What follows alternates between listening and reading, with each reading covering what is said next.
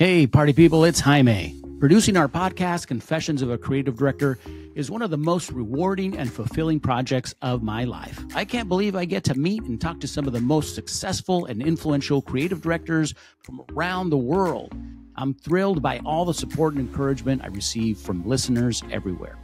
Now, as a fan of the show, I invite you to join my Patreon and become a supporter of the show. You'll help me cover the editing, hosting services, and maybe the occasional tequila soda for yours truly. If you've derived real-world value from my conversations with the world's best creatives, this is your way to help keep it going. Visit my Patreon and sign up to become a supporter today. You'll get access to additional content from the show and maybe even a few surprises. I'm looking forward to many more episodes, and I hope you'll come along for the ride with me. Visit patreon.com/confessions of a creative director to become a supporter today. That's patreon.com/confessions of a creative director. Thanks. This episode is brought to you by What's the Big Idea? An indispensable guide to becoming a kick-ass creative director by yours truly, Jaime Cabrera. Pick it up on Amazon and now available on Audible.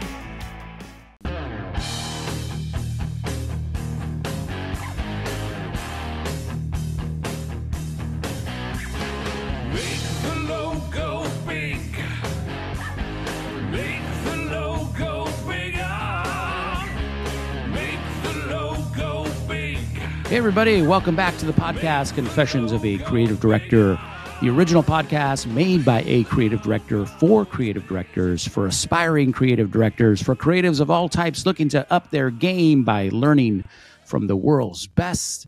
This is your podcast, and I am your host, Jaime Cabrera. On today's show, creative director Roberto Lastra shares his inspirational origin story as a kid from Mexicali, Baja California, Mexico, who immigrated to the U.S. during his teens. Pushing through culture shock and language barriers, he went on to work for 5 of the most famous agencies in the world before founding his own agency, Lovers Not Haters. Along the way, he learned that the less you try to fit in, the more you do. And he's passionate about this idea of bringing your whole self to work. So without further ado, let's get into it with Roberto Lastra. Bienvenido. How are you, my friend? Thank you for having me, man. I'm doing pretty good. Probably better than yourself. I heard you run a marathon or something. I did that, and it's been a rough morning. So I should have told you about this, but I'm actually having a little tequilita to take the edge off at 10:30 on a Friday. But sometimes you gotta do it. It is Friday. Yeah, it's nice. It's nice to see you, man. It's nice to see you again. We had a great conversation previously, and just to kind of give the audience sort of a backstory here, I saw a post that Roberto put up on LinkedIn, and it really just struck a chord with me, and I was like, I got to reach out to him. I got to know this person. And so just real quick, I wanted to kind of level set here and give the audience sort of an idea of what that post was. But it says, I'm brown, indigenous, also a dad, husband, beer drinker, not just Mexican imports. I know about $6 wine and $79 wine. I listen to Brazilian music and country music, Garth Brooks. I grew up in Texas. I played pretty much every sport in high school. I own 3 Letterman jackets. I'm the son of a church minister. I once bought a motorcycle helmet for 1,200 euros in Paris, and I've never owned a motorcycle. I have an ugly tattoo of a soccer ball and 2 soccer shoes on my back. I wear Fucking Fabulous by Tom Ford. I like expensive designer sneakers and cars, probably because I grew up poor. I'm so many things that form my identity, and I want to bring all of it to work.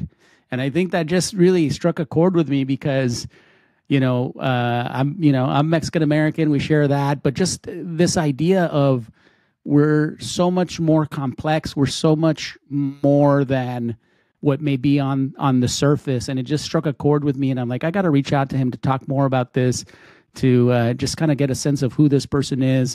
As I dug deeper, into your profile, I'm like, this guy is so accomplished. You've worked, and we're going to talk about this, but you've worked for 5 of the top agencies in the world. You've started your own agency called Lovers Not Haters. so much to unpack here, but just wanted to kind of level set with the audience and let them know what, first drew me to you. So thank you for posting that, by the way. It really has given me a lot to think about. No, thank you, man.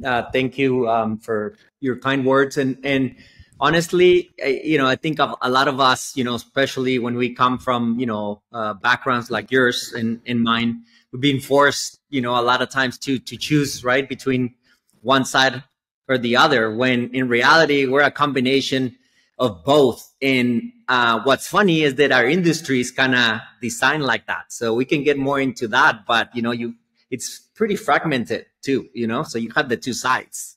And so that's why I have a job nowadays, because I've been in the middle of both and I'm trying to bring it all together like it should be. Yeah. And I think, obviously you're doing a great job. You've got your agency, but give us sort of an overview of how you got to this point, how you ended up working for these top 5 agencies. Give us a little sense of your history and your background, and a quick tour of duty of all the agencies that you've worked at. Awesome. So I was born in Mexico, Jaime, in a city called Mexicali, or Mexicali, Mex for Mexico, Cali for California, and it borders Calexico, like the band. And it's not a very pretty city. It's an industrial city with lots of factories. It's 126 Fahrenheit, and they call it the city of the cold eggs, or huevos, because it's so hot. Around with a Tecate beer in between their hands. So that's what it is. There's nothing much more to it. We consume the most beer in the country. We have the most Chinese restaurants. I love those. Also, I love both of those things, by the way, because I love Chinese food is one of my favorite, and I love Tecate. So yeah, that's cool. That's awesome. Yes, and I came to the U.S. And I know you're familiar with Texas. I moved to the Valley, to McAllen in South Texas, when I was 15, and went straight into ESL. Man, they put me in the portables outside the brick building of the junior high, and that's where it hit me. I'm like, hey, I'm about to embark on a journey of acculturation and adaptation to a new country that's going to be fun, tough. Yeah, and so if I remember correctly, you use a lot of pop culture. Or learning English from Boys to Men, doing different things from the pop culture at the time that probably informed your worldview, but it was in an effort to kind of learn English, right? Tell us a little bit about that. Imagine being a teenager and you have your jokes, you're starting to develop your personality, trying to talk to girls, and all of a sudden you can't. And it's very tough, and it's a good motivation to learn the language fast. So I was reading a lot. I was listening to Boys to Men. Imagine 14-year-old, 15-year-old Roberto with pimples and singing with a very thick accent. How do I, but yeah, man, I had to get it done because I wanted to fit in. I guess I wanted to adapt. So it was tough for a little bit, but thanks, Boys to Men. All right. So obviously that was your, kind of your upbringing and your transition into the States and all that. And then how did this, how did the interest in this particular line of work, and then how did you, manage to end up working at these amazing shops come to be? Tell us that. So I kind of wasted my time in college, drinking and playing soccer. And the last semester of school, I took an elective class because my girlfriend was in it and I needed more credits to graduate, to catch up. And I took an advertising class. It was taught by this guy named Federico Traeger, who was a creative director, or ECD, at Bromley in San Antonio. It was the first Hispanic agency in the country. And so he invited me to do an internship there. And he told me, you're going to be a great art director, Roberto. You're very visual, all this stuff. Obviously, it was my second language, so that made sense. And then he told me about the ad school and the Miami ad school. So I was like, this is what I'm going to do. I discovered it late, but this is my calling. And so I had a little break where I went to try and play pro soccer. But I always had in the back of my mind, I'm going to go to the Miami ad school. And so that's where I ended up. And After I graduated the art school, I went to La Comunidad. Do you remember the community? It's now called the community. Jose Moya, the founder, who used to be a CD at Wyden, Kennedy, Portland, did a lot of great Nike work, was the founder of La Comunidad. And he was my teacher and invited me to start there. It wasn't really a job. It was more of a test to, try me out for a couple of months. But I always had this like chip on my shoulder about like Hispanic agencies. And I wanted something else, Jaime. And I had to say that I'm very grateful for that opportunity. And, if I was going to be at a Hispanic agency, that was the best place to be. But I wanted to be somewhere else and prove myself that I belong, on the other side, I guess. And so Goodby called 2 months into me being at La Comunidad. And I just got like goosebumps right now because I'm remembering, man, that call. And I was very excited. It was one of the 2 top shops back then, along with Crispin Porter Bugowski. And they called me. I got excited. They said, like, we want to fly you out here. And then radio silent for a couple of weeks. And you know how that feels, right? When you're like waiting for opportunities like this. So in that meantime, when Goodby wouldn't call, I got an offer from another agency, a Hispanic agency that had the Heineken account in New York, and they were a lot faster than Goodby. And they offered me, $10K more, and I had to eat, man. And I was like, if they don't call me in 2 weeks, I'm gonna lose a lot of weight, and I'm gonna lose the Goodby job, and I'm gonna go to New York. So I finally decided I'm gonna take the New York job. And I thought of what my parents would have done, and I sent flowers to Linda Harless, the recruiter at Goodby, just saying thanks. I know it's not happening. I'm going to take this other job, but I just wanted to say I'm very grateful just for being considered.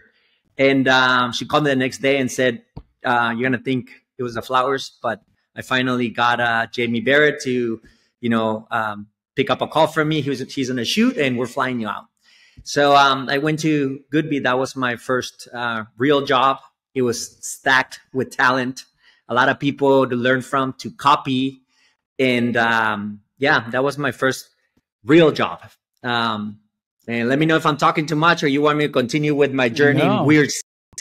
No. I love this because I think it all comes, it all comes around. But yeah, no, continue, please. Yeah. And so I was at Goodby for a couple of years. And then I went to New York to freelance, Chicago before then. I discovered the world of freelance, and I really liked it. And I was in New York for a year and a half, and then flew to Crispin, to Boulder, for an interview, and also to Fallon, Minneapolis, where my ex-boss at Goodby was the ECD. And everyone thought I was going to go to Crispin, but I ended up at Fallon, Minneapolis, with my boss, doing 50% of the work probably that year, and gaining 30 pounds, because that's what you do there, drink, think of ideas. Eat pizza. Eat pizza.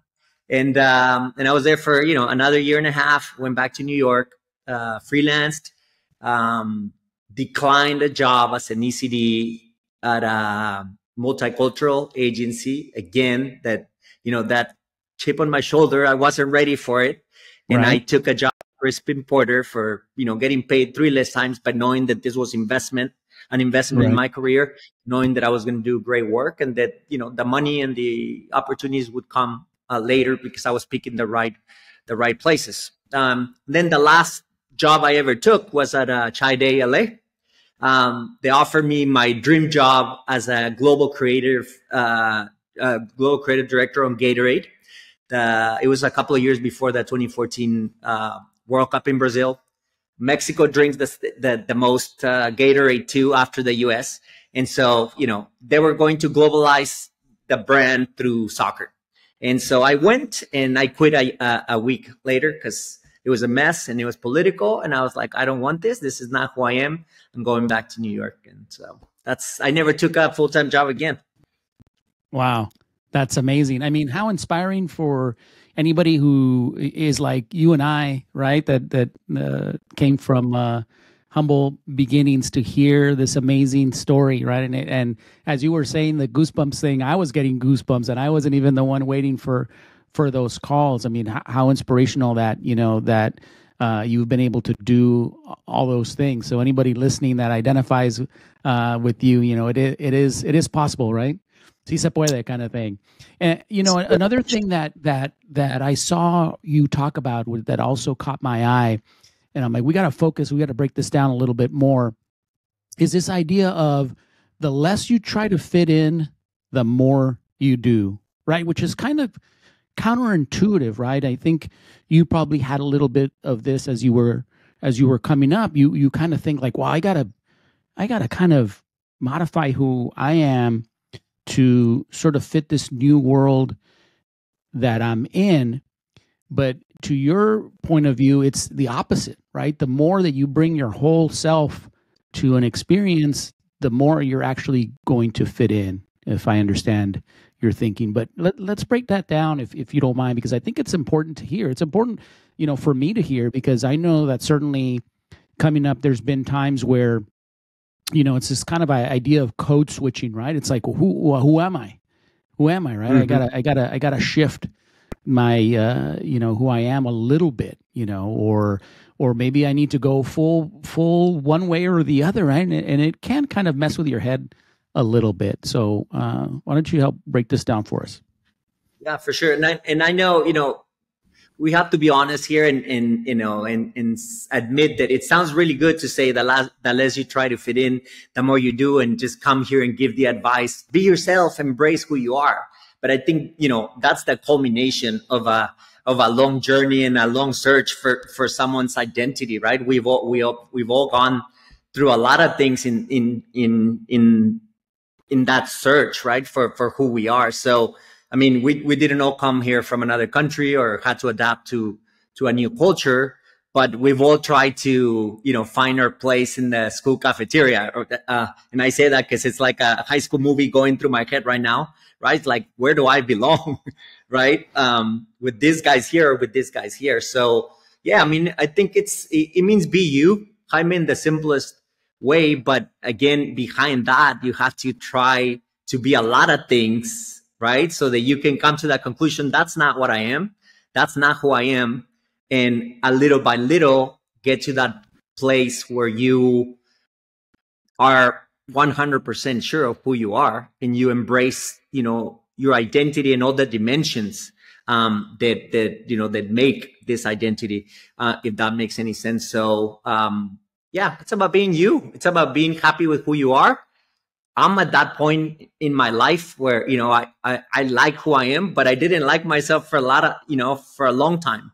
And this happens to me in life and in the industry. Like, I went to Crispin and I was trying to be like Crispin, right? I wasn't thinking like, let me bring my voice, let me bring who I am to this. I'm just trying to come up with press releases here.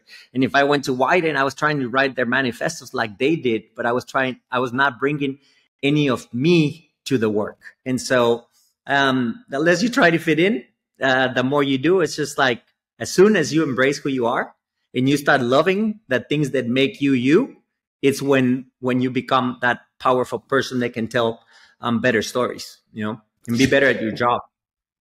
Can you remember any specific moments where you were having that type of mental battle of like, who should I be right now, or what am I? Can you recall any of that, or any sort of good examples of that, those types of experiences?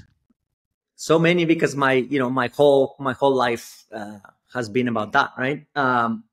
But a very simple one, when I graduated from the Miami Ad School, I took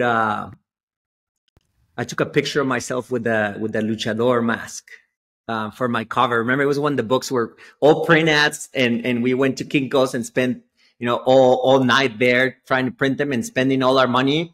We didn't care if we were gonna eat the next day because this was our book, Matte, the most expensive. And I took a picture of myself with the Huracan Ramirez mask, a famous Mexican luchador, and in some tight pants that I borrowed from my girlfriend at the time.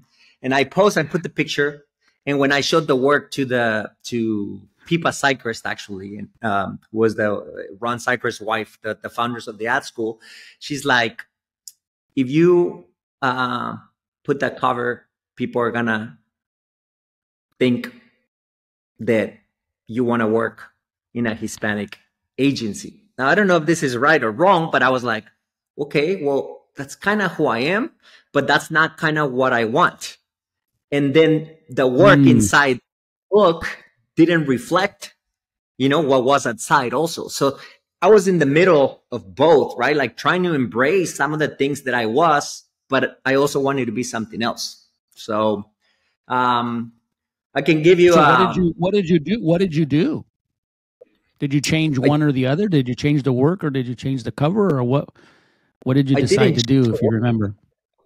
Yeah, the work was good, and I, won student, awards and all these things, and but nothing in my work had, there were those like smart Brazilian looking visual ads that, oh wow, juxtapositions, right? And so I was clever, but again, I wasn't bringing myself into the work. So there was nothing about my identity inside that book. And the outside was, a little bit of, me, my culture, my origins. So I left the work. I think I changed the cover. I put that part of me aside for a long while, and I went and pretended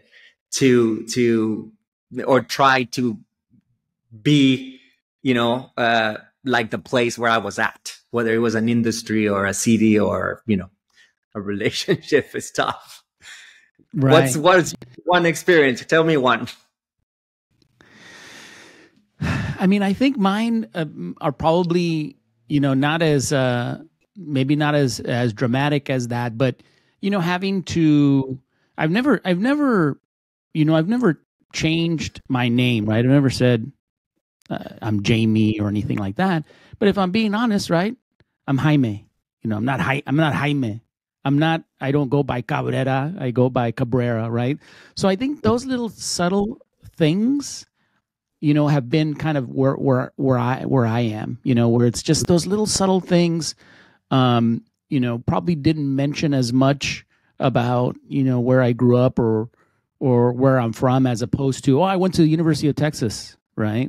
Maybe not so much. I grew up in El Paso, right? And I went to the high school where the Night Stalker, graduated from, or, we certainly were not poor, but it's, I don't necessarily focus on all that kind of stuff.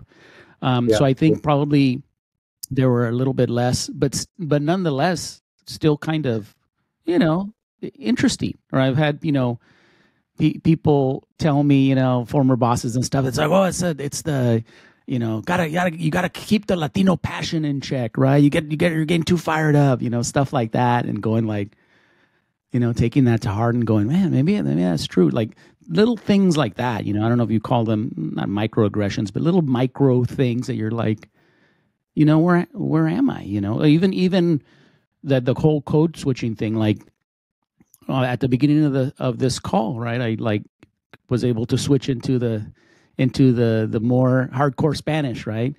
So it's kind of that stuff. But what struck me about your story, as I think about it, and not to this is a creative in us, right? But just how fascinating that it was a cover. It was a picture of you in a mask, right? It was a picture of you in a mask, and what is there's a story there, right? It's like you were trying to be yourself, but you were still wearing a mask in a way, right? And it's like it's very very cool. I never very interesting. like that.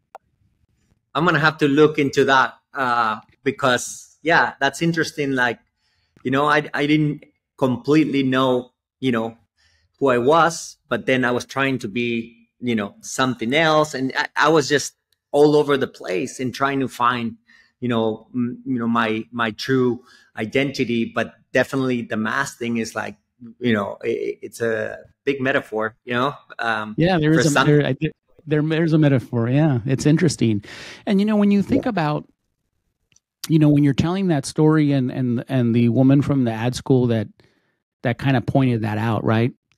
In a way you want to think of her as like, well, she's part of the problem, right? She was telling me but in a way, you can also look at it, and I think this is what makes these conversations so difficult, right? Is that they're very complex and very nuanced. So you could take it at that level, right? That she was like, she's trying to change who I am. On the flip side, you could say she was trying to help you get a job, and the only way that you can actually affect any kind of change in any kind of system is to actually get into the system, right? So it's Yes. complex, right? Because you want to be able to, you want to sort of like vilify this person, like, oh man, she was part of the problem. She's trying to make me change, right? Oh, and But let me stop you there, because it's more the other thing. It's more they were trying to help me. These are some of the people that helped me the most. right, And her husband, Ron Seacrest, who's the inventor of the concept of portfolio schools, he loved me a lot, and we had soccer in common, and he helped me a lot, and she did too. So yeah, there was never the wrong intention in that comment. She was trying to get me the best opportunities possible, and she was just simply saying the right, work that you do, it's not specific to that market. Your work is good, period. You belong in the place where you want to be, and you don't have to put that on your cover. You can, but you don't have to, right? So right. your work speaks for itself. So no, it was totally a It's positive the thing, and I have opposite. to say that, yeah, I No, maintain that's a great. good relationship with them. No, and that's great. And I was just kind of trying to illustrate how complex the issue could be, right? Because you could have very easily taken it that way, or somebody listening to the story could have taken it that way. So just to kind of illustrate that point, that there's so much nuance and complexity. Um, Totally. I think a lot of that when we're like in between, you know, these two cultures, these two sides in the industry as well. There's a lot of that. Like it can get very sensitive, right? Because like, oh, Jaime Cabrera, okay, well, let's put him on this part of the assignment, right? They don't even know if you speak Spanish or not. They don't even know, if you were born in Germany on a military base and you just came, here 2 years ago and you worked at, Young Bon Mat. They don't know. They're just making assumptions by your name and your last name and the way you look, right? And so there's a lot of that, which means you can also be like sensitive to those things. And yeah, it gets tricky, but it's a good battle to face. no, absolutely.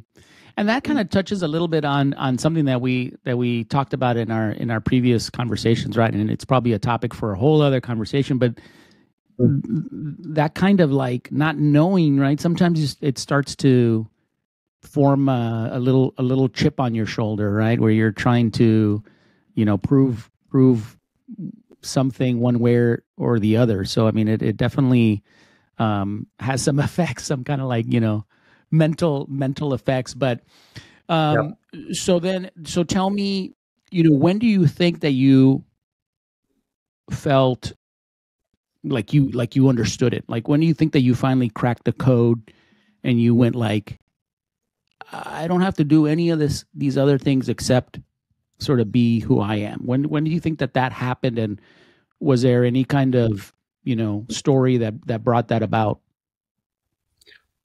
Honestly, I think it has nothing to do with advertising and more of a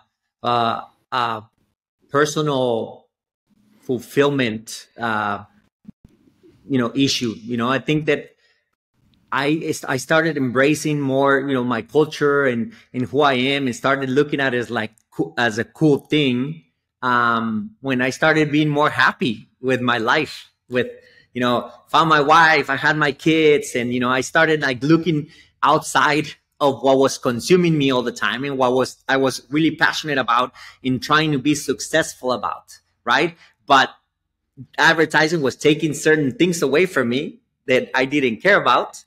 And when I started paying attention to those things, I became a better advertiser and a better person. I became better at my job and a better person. So I feel like, the solution wasn't in the industry, or a CD talking to me, which, could have happened, but it was more of a personal journey thing, that got me to the place where I'm at, so. That's really fascinating, right? Because it is counterintuitive, right?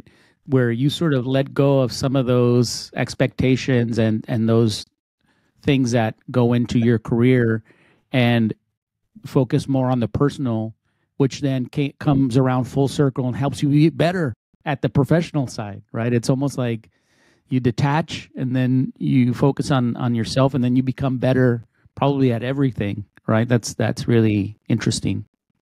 I think so. I mean, I think that I don't think you ever stop caring. I don't think your work ethic changes. I don't think your desire of doing great work ever goes away, right? I think that your perspective opens a little bit. And the fact that you can abandon your work for 30 minutes to go drop off your kid somewhere, and the fact that you can take a break to go for a run in your case, or go have a drink with your wife, like really like puts things into perspective sometimes, and you come back like a better creative and a better man. I believe in that. I mean, that's been my case at least. But it was so hard to let go of advertising. Man, I moved to every city. I spent 16 hours at the agency every day. Like, this is all I cared about. People would tell me that. My ex-girlfriends would tell me, like, I'm second to your career. You don't care. And I was like, yeah. No. But I was like, yes. And so I was closed. I was too close. It was too small to be able to do bigger, Yeah. So, that's fascinating. Another, and I gotta recommend anybody that's listening to the podcast for them to follow you, because you have so many great thoughts and posts, right? Another one, you talk about this idea that as you were coming up, right, through all these different agencies, whether it was Crispin or Fallon or whatever, right, you were at each step, you were kind of like learning their way, right? The Crispin way, the Fallon way, whatever way it was, right? And you were learning from it, and you were kind of adapting it, right? And taking advantage of all this great knowledge. And as you started to contemplate creating your own agency, you had this thought where you're like, I'm gonna do the Lastra way, right? I'm gonna make it so that you can't copy it. And then at some point you had a change of heart with that kind of thinking. Why was that? Yeah. So, I was blessed, right? Because I got to work with really amazing people at these amazing places. And, I'm not shy in saying I copied the shit out of everybody, every one of my bosses. Like, this guy cut sentences in, with periods, like too many periods. So 10 years later, I thought, but back then I was like doing it exactly the way they did it. I learned from the best. But then, back then I kept asking myself, but what am I? Because I'm just doing their thing, right? Again, the whole fitting in thing. Like, when am I going to come up with my own thing? What can I do that they're going to want to copy one day, right? And so that's ultimately what turned into Lovers Not Haters, the agency that I co-founded, because I learned to do good work, great work. That's my pedigree, from all these people. But I saw that something was missing at those great places, right? And that was being able to talk to these certain audiences, international, multicultural, Hispanic audiences, in the right way. And so this whole initiative, of opening this agency was born out of that frustration. The frustration of seeing that not multicultural agencies, not general market agencies, you're not doing it right. And so when we started this whole thing, we came out of the gate calling people out a little bit and being like, general market agencies check boxes, Hispanic ones create them. It needs to be done differently, and I know how to do it because I've gone through that. So it's a reflection, consequence of personal experience and professional experience. So I love that. What would you say then is the Lovers Not Haters or the Lastra way? Like, what are the key sort of tenets to your approach? Yeah. So I have to be honest with you, Jaime, and I gotta say, first of all, that maybe I came out too aggressive. You were just touching on that, right? Sometimes, hey, you gotta tone it down a little bit, Jaime Cabrera. Yeah. Right? I was probably too passionate, let's call it that. You know, when I came out calling out both sides. I was right, but it probably wasn't the right approach and the right way, to bring up the conversation. So the whole "you're wrong, I can do it right" approach has changed to what I really wanted to say and what I really want to tell the industry, right? Like, you have to put it all together. We have to come together to do the right kind of work. And so Lovers Not Haters now, it's about doing great work, the right work, and leaving no audience behind. Because as a marketer, as a brand, the moment that you pick a general market agency, you're leaving the other side behind. You're not going to do it as well. But if you go with this multicultural agency, you're also not going to do something right. And so because of the way the industry is designed and budgets and all these things that we can get into, the general market agency doesn't want the multicultural one because they're going to take the 20-30% of the cake, right? And then the other one is justifying that 30%, right? But if we actually care about doing things right, I understand money, I understand business, we have to do it the right way, and that's together. So we're about that. We're about doing work that unites, not divides, and that means a lot of things. So what do you think? No, I love that. So what are your thoughts on, it sounds like, if you're a big brand, it's going to be tricky to get it right? Are you a proponent of many different agencies working together? Are you, what is the best case, what is the best case scenario you think for a brand to get it right? Is it working with a general market agency and then bringing in your group to work on one side of it? That typically, as I've seen, is problematic, right? Because as you just mentioned, right, who's getting what budgets and all that. Where I think it could work is just the agencies being partners with each other, right? You're all serving the same client, but what have you seen works best, or what do you think is the best formula? So it rarely works, it's nice to say like, hey, let's partner up, right? But then you have the Hispanic agency trying to prove they can do general market work. And then you have the general market agency being like, yeah, no, thank you. We got it over here. Just adapt this stuff and translate it and we're good, Right. And so there's like a back and forth. That never happens. I think that brands and clients have to, ask for it and demand it. So, I think it depends on the brand. It depends on the process, but I can give you examples of Taco Bell I haven't worked on it, but from what I know, they have their Black owned agency. They have their Hispanic agency. They have their general market agency. And depending on what the need is, an agency steps forward at any given time and the other two support. And then, the other one steps up and the other one steps back. And so that's the way it is. Ultimately, it's about putting the right people on the job, and that has to come from the client, I think, because I'm sometimes gonna lie to make money. I'm not, but a lot of people will. I'm still like, oh, we can do Hispanic work, right? Yeah. Then I'll just hire 2 Mexican dudes and put them in the corner there for 2 weeks, and then we got the job, right? So. And vice versa with the Hispanic agency, as well. So it has to come from the client. It has to come from brands until, the industry gets to that point where we are responsible enough and find a way that we don't lose money, but we're still doing the right work, right? So.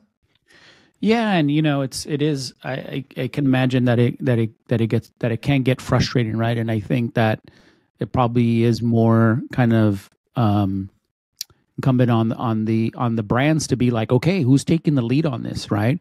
And that could be decided by any number of things. Like it's by the product, by just making it up here, by the timing of the campaign that needs to go live, any number of things. But this has always been my thing, right? Like somebody's got to be in charge, right? Yes. And in this particular case, it's going to be, lovers not haters, and the other folks support. And then I think everybody's gotta try to be as supportive as possible. You're never going to get rid of that competitiveness between agencies, but I think if people really took the longer view, if the client is successful, there's going to be money for everybody. The pie is going to grow, right?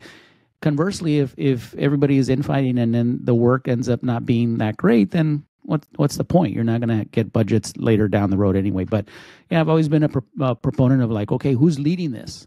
Who's leading? Yeah. Somebody's got to lead, and then somebody's got to support. But it's hard. It's hard to do. Super hard, and that's why we're still in that situation. But that'll change one day. Hopefully, it ultimately is about what is the right thing to do. The problem is we all have different ideas of what the right thing to do is, because for some people it's bring the bigger check is the right thing to do, and for others it's like, well, we gotta do our job responsibly and talk to audiences in the right way. So right, we're still there. Yeah, but in your approach, I mean, from what we've discussed, I mean, you're open to working in any number of ways, right? You can be a partner, you can be a lead. Is that accurate? Or are there ways where you're like, you know what, we don't want to work in that particular way? Like, how do you typically approach these assignments? We've gone through that as part of finding ourselves and our identity. I at the beginning didn't want to be. I don't want to be white label. I don't want to play into certain things that I feel like are not pushing things forward. But I also decided, just like I mentioned, like, you can't be calling people out all the time. You can't walk away from things and say, okay, then I'm not going to help you do it right if you don't do this or this, right? The way to fix it is it's compromising sometimes.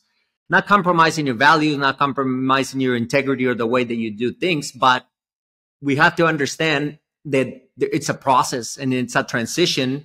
And so I accept to work, in certain ways. We can collaborate with agencies and help them do what they cannot do and let them do what they do well.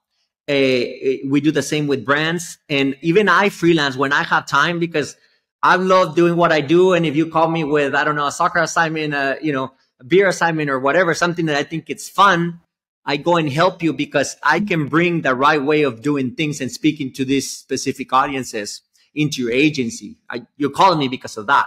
So it's my way of contributing and helping, making things better as well. So it's definitely together. That's the answer. We got to do it together. That's great. Yeah. So, as we talked about, right? I mean, a lot of what I try to focus on this show on is helping the next generation come up, right? But to your point, right? It's even for people at my stage in my career, right? There's still a chance to kind of bring your whole self, right? It's never too late to do that. Is that fair to say? Yeah, I mean, I would almost answer you by asking you that the same question, but yeah, the whole the less you try to fit in, the more you do, the embrace yourself and love who you are, because then you can bring it to your work. It's not for the new generation of creatives, right? I think it's for everybody, 40-year-olds, 50-year-olds on LinkedIn, right? We're still sometimes looking, to find out who we are. And I think that once you embrace yourself, your work changes and you bring an opinion rather than just coming in a very proactive or reactive, in a very reactive way and trying to give them what you think they expect, versus like, look, I'm a dude with an opinion. They're very comfortable with who I am, and I understand your business problem. So I'm gonna give you my POV on this. This is what I believe, and it's true. Yeah. So, I watched a movie recently please watch it if you get a chance, if you haven't, but it's called A Million Miles Away. It's about Michael Pena is the actor on it. I actually shot a Bud Light commercial with him at Wyden. And it's about Jose Hernandez, who is this guy that he comes from a family of immigrants. And, they pick up lettuce or vegetables, in the field, and he becomes a NASA engineer. And, he enters, his first day of work, and he starts eating sandwiches when his favorite food is enchiladas. And the mom is like, hey, do you want me to make you enchiladas to take to work? And the dude's like, no, I'll just grab a sandwich. Yeah. And so you see him, next to like everybody else. So the, white engineers having his sandwich, they actually hand him the keys to the facility the first day because they think he's the janitor. But, he slowly, as success comes, professionally, starts embracing more of who he is, right? And he has to go back to his roots and kind of embrace where he comes from to kind of like,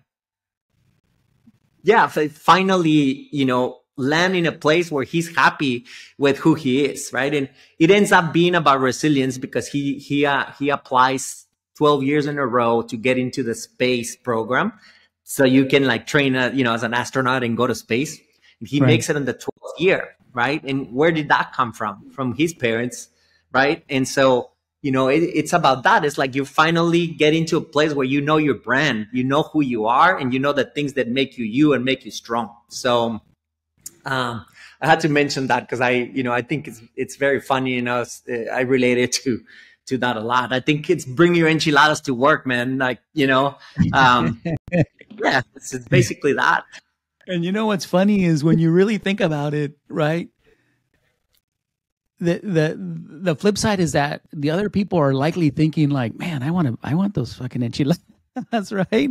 But in your own mind, you're like, this thing I'm going to bring, it doesn't look like what they're eating. They're not. And then, if you really think about it, they're probably, thinking, man, I'd rather have that lunch over there. That looks more flavorful. That's a really cool thing that you just said, because it's the two perspectives are there. You can have a complex about it, which I did at some point, or you can like be, proud about it and then like use it as a way of teaching others, right? Which is actually what's happening with like Latin culture right now. What happened with Black culture in the 80s and the 90s, right? Or hip hop influencing the mainstream and all that stuff. It started to happen, a few years back with Hispanic culture. And so, we're eating guacamole during Super Bowl and who's leading the music industry and cuisine. Oh my God. Who's stars, right? So we have to look at it. And by the way, I don't think the new generation, has this complex that we had. But I was about to ask you, No, go ahead. Finish your thought. I was going to ask you about that.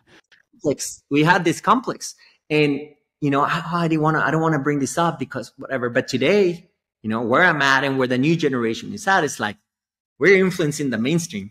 We are the mainstream, so it's about teaching people. And people want to learn more about us. And so we are proud to teach them and introduce them to mezcal with Jamaica, the baddest drink with tajin on the rim, and, a new song and a new everything, right? And that's a different place to be. That's a good place to be, right? You don't have to go through the struggle. But do you think, okay, and that was going to be my question, right? Is this conversation wasted on me and you and people that are closer to our generation, or do you really think that it's no longer an issue, or it's maybe it's less, right? But yeah, it is less, Jaime, but I think it's still about embracing who you are, because you have to see where you come from and everything that you are as a cool thing.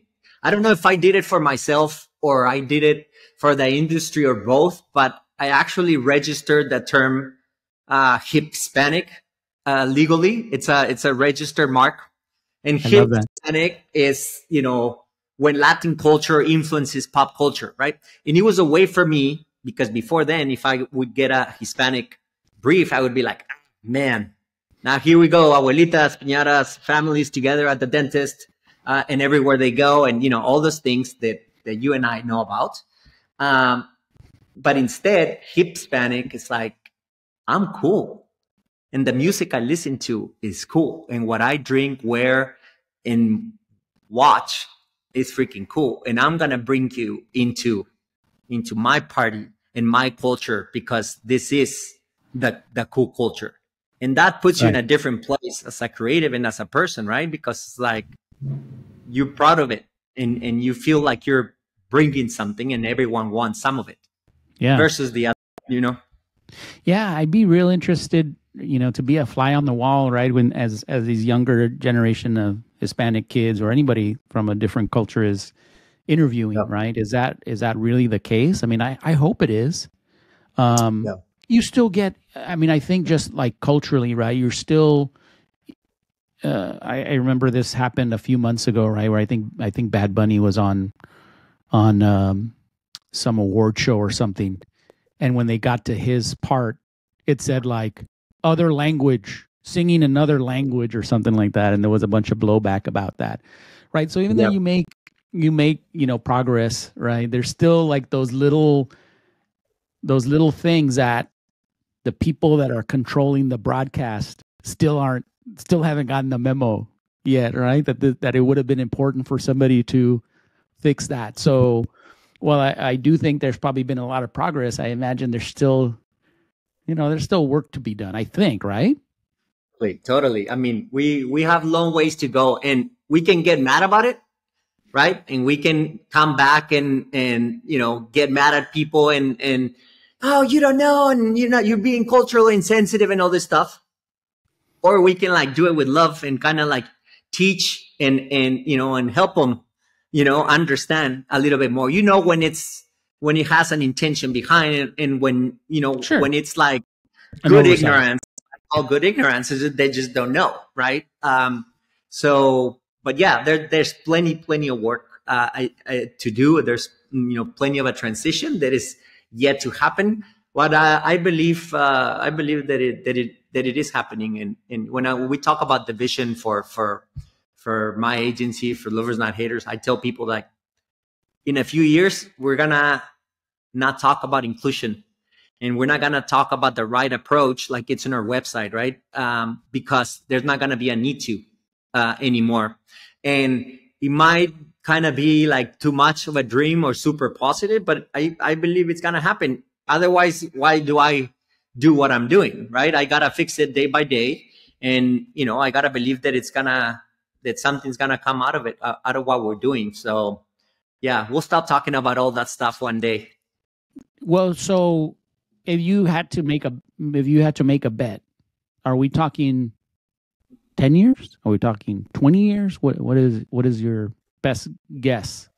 Because I mean, the population is changing so rapidly, right? That I can't remember what the exact statistic, but it's something crazy that, like, you know, a certain crazy percentage of kids are mixed race or multicultural, right? So at one point, it's just going to become, you know, very blended. So, but in your mind, what do you think? I mean, I feel like I gotta throw out a number just for fun, but you know, and I'm tempted to 50 years, and I'm not gonna be here. How many? 50? What? What did you say? I won't be here in 50 years, most likely. So maybe I can just throw out 50. No, man, I think it'll be before. I don't know. Let's go with 15 because of what you were saying. I think the new generation is like, they're not making it about Hispanic or not, right? It's a big part of who they are, a big part of their identity, but it's not, you know, the things that we complain about, they're not complaining about. They've already like embraced Hispanic as part of them, but not everything that they are, right? So there's so many things. And yeah, I'll bring it out when I need to, right? Or when I want to show you something cool because it's part of who I am. But there's so many other things, right? Which is what we fought for and what we wanted to be. And it goes back to the post that I put, like, you know, I do Ironmans. Hire me to do an Ironman campaign. Don't just call me to to sell Modelo to whatever, right? So I think it'll get there pretty soon, because they're not having the same conversations that we've been having for a while, right? They're just naturally doing it, right? So yeah. So okay, so trying to wrap this all up. What do you think, if you had to, obviously we've already imparted, I've been clicking my little mark clip feature here, right? Because there's a lot of great content here, a lot of great sound bites. We talked about bringing your whole self, about, the more you are yourself, the more you'll fit in. But any final kind of advice to the folks listening to this program? Again, a lot of them are up and coming creatives looking to become creative directors or move up in their career. Any kind of final words of advice? It doesn't have to be multicultural based, just life advice, things that you've experienced, ways of looking at the world that you have found helpful, etc. Yeah, I think enjoy the journey. Embrace it. You're gonna go to a lot of places, and sometimes going to try to fit in and do things the way they do it there, and it's fine. That's cool. You're learning, right? You're gonna steal knowledge from there, and then you're gonna take it somewhere else. You're gonna take it with you, and then learn something else somewhere else, and then eventually one day you're gonna put it all together, and that's you, right? That's how we find our voice in advertising. That's how we find our identity in life. So this is not about Roberto Lastra coming today and saying, be you, embrace who you are. This is more about what comes before that. In each time that you move to Boulder, to Minneapolis, to anywhere you go in life, and every destination, you have to enjoy as part of your journey in finding that voice and that identity. So it's not just be you. It's about, it's what, the whole path on your way there. Just enjoy it, And that's very true, because I think, especially myself, speaking for myself, right? It's, you're so caught up in the moment, and you're so caught up in like trying to think about what's next, that you forget how good you may have it at the moment, right? Like I was talking, and I can't remember who I was talking to. Maybe it was Jordan Brady, my buddy who's been on the show, and he's a commercial film director. But we were breaking down my career, right? And we were talking about a time where I worked for Time Warner here in LA, and it was it was cable, and my job was to write TV commercials for small businesses and regional businesses, and me and my buddy Drew would, and maybe if we were lucky, had a couple other crew members.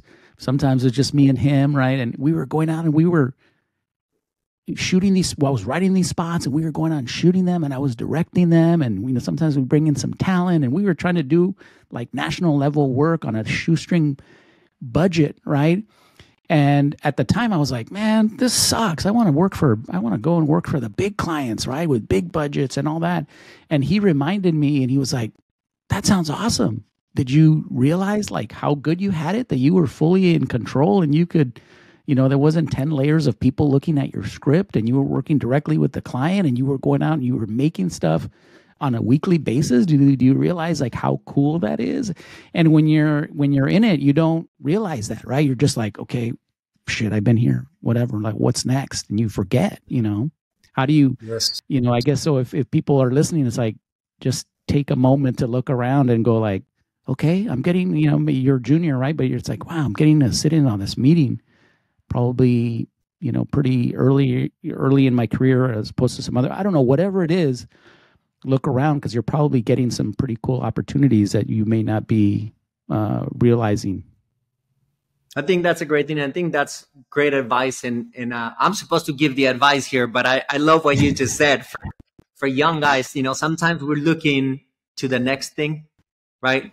And we forget to pay attention to what we're getting right now, and how much we are acquiring in knowledge and experience, right? So it's about, again, we go back to enjoying where you're at, because that's going to be a big part a component, right, in whatever it is that you're going to put together later. So, I always talk about all the places where I was and all the experiences, became a salad, right? I can tell you a great thing about each of the agencies where I was, and I can tell you a thing that I didn't like. And, that was discarded, right? And my philosophy or my way of doing things, it's a combination of all the things that I loved about each of those places and that I learned from those people that work there. And the bad things, maybe some of those agencies didn't treat people right. And so I said, we're going to be lovers, not haters. It's freaking hard to stay on the left side of the name, but at least we try to commit to it. So yeah, man, it's, everything's learning, everything, is something that you take, right, to the place where you're going. And, I love what you said about enjoy the place where you're at and the moment that you're living. Yeah.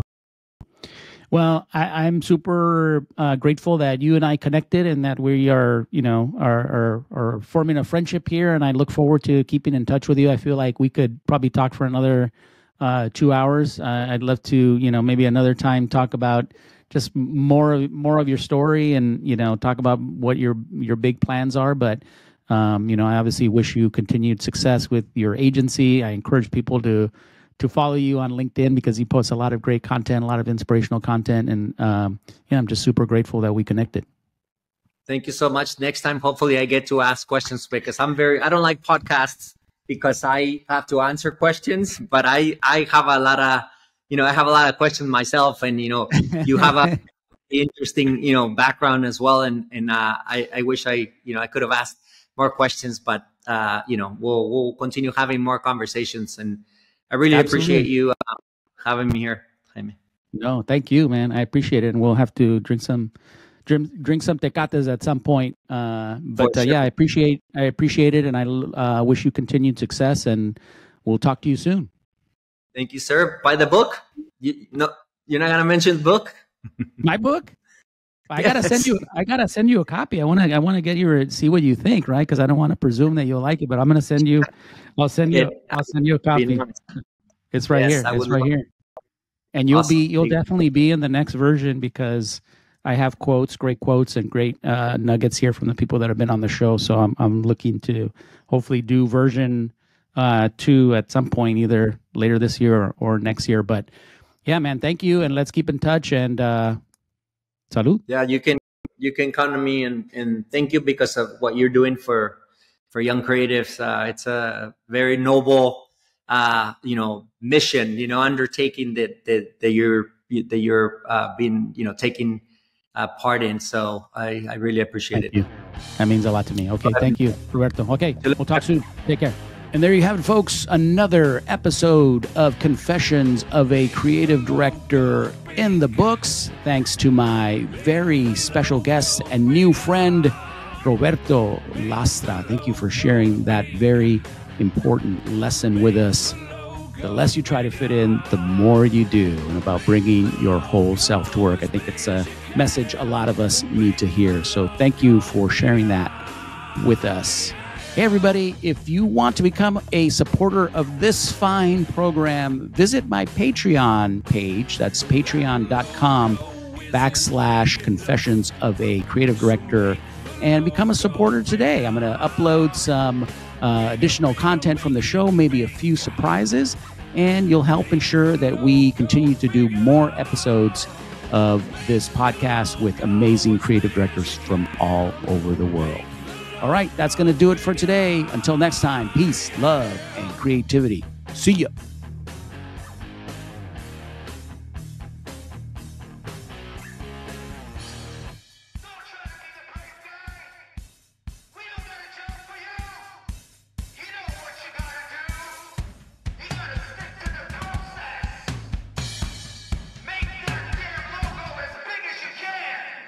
Make